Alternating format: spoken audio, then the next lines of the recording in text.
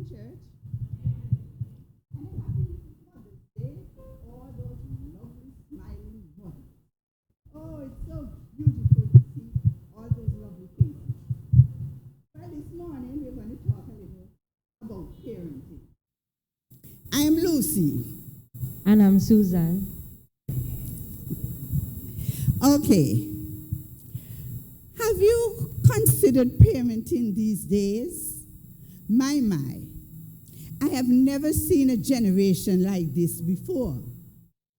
Do you think our parenting it's hard, difficult, and demanding too much? Before I answer this question, let us look at both types of parenting and see what we can glean. Girl, that is a long process. Our parents gave us an order, and we had to obey. But today, look who is running the home, the children. Things have changed drastically. We have become more modern in our approach. Lucy, let us take a few minutes and look at the matter objectively, intelligently, and realistically. Okay, I will listen, but you know how I think.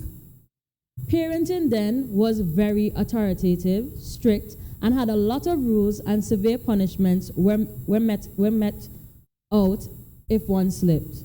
You could not even ask why. I believe that was the reason for some children becoming resentful.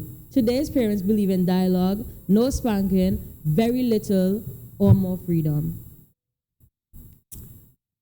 Do you realize that back then, you did not have a say? You had to greet each adult as you met them, sometimes calling them auntie this and uncle that. And they were not even your relative. Oh, if a complaint was made, Lord, look a blow. You better prepare yourself because licks would fall like rain. Exactly, but remember we are analyzing both types. So let us continue. Back then, mothers did not work outside of the homes. Children were given hot home meals. The neighborhood was like a small village. You were known by everyone. Boundaries were set, love and respect were taught. Children were assigned chores and had to complete them by a given time. Fathers were present in the homes, and having that father figure said a lot. Whether dad spoke, the message was understood and children would cooperate. The fathers took interest in what was going on, and even though they were not as wealthy or well off as fathers of today, they invested meaningfully in the well-being of their children. Children would play outside. Families had dinner time together, and we were not distracted by each person on the cell phone.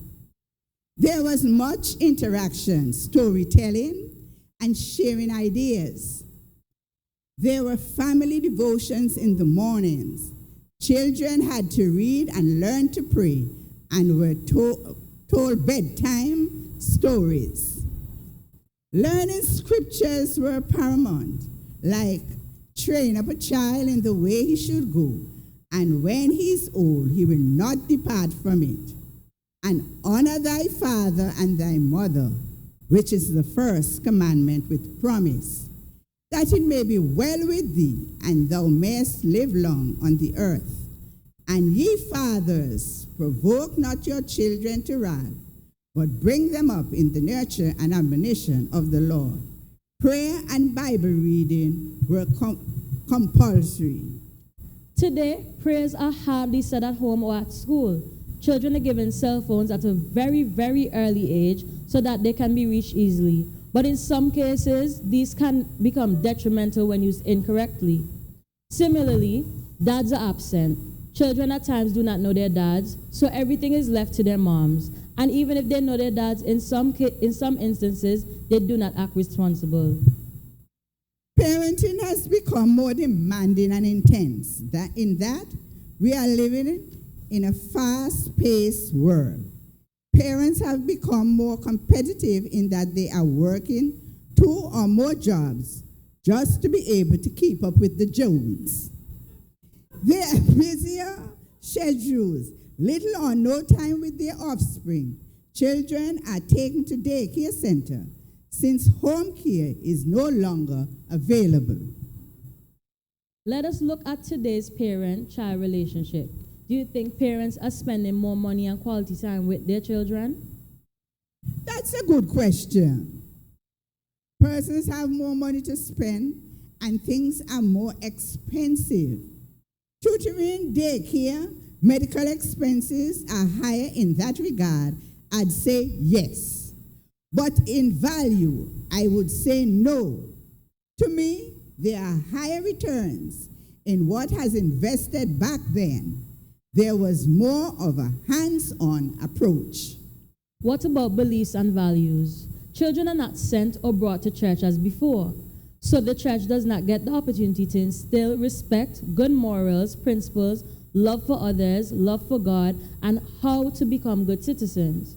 Even more, there are a lot of entertainments, fetes, amusements, sports which cater for the very young children. So children are attending and in some cases participating. Moms are attending, grandparents are also attending the same events at the same time.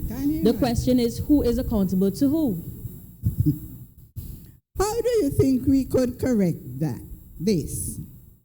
We will have to work with the parents and see if we can get them to attend with or send their children to Sunday school or probably have some biblical sessions in the communities. What about technology? Children do not play outside games much more anymore. In our time, we play skipping, hopscotch, tug-of-war, marble, and me love to play marble, and more, but now games are played on devices. There are videos, movies, everything on that one device. You can even be communicating to someone in the presence of many, and no one knows. Classes can be held remotely using this gadget. Parents need to become technically savvy so that their children cannot outsmart them, and at the same time, parents can show the children the positives and negatives of using these devices.